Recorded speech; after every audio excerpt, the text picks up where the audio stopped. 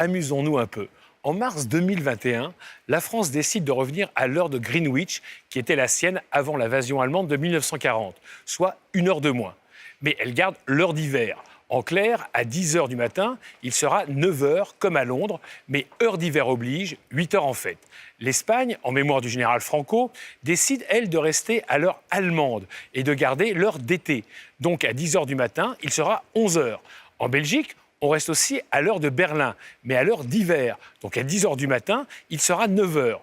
Sachant qu'un train part de Madrid à 8 heures du matin, à quelle heure arrivera-t-il à Bruxelles? Vous avez 2 minutes. Du délire? Effectivement. C'est la commission présidée par Jean-Claude Juncker qui a eu cette idée de génie de laisser chaque pays choisir son heure. Il est vrai, soutenu par un Parlement européen en fin de mandat qui n'a manifestement rien de mieux à faire. Je ne me prononce pas pour ou contre le changement d'heure, les arguments dans un sens ou dans l'autre étant pour le moins spécieux. Et qu'on ne m'oppose pas à la soi-disant consultation européenne qui a mobilisé à 80% des anti-changements d'heure allemands.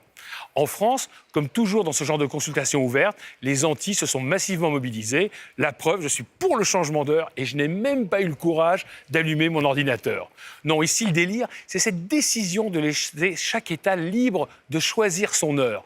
Qu'est-ce qui a bien pu passer par l'esprit de Juncker? Si le changement d'heure est devenu une affaire européenne, c'est justement pour éviter un chaos total. C'est-à-dire que chaque pays de l'Union, situé sur le même fuseau horaire, change d'heure à des dates différentes, voire ne change pas d'heure. Car cela perturbe les transports et plus généralement les relations commerciales. Sans aller jusqu'à la Chine, qui a imposé l'heure de Pékin à tout le pays, qui vit sur 5 fuseaux horaires, l'Union a réussi à limiter la casse.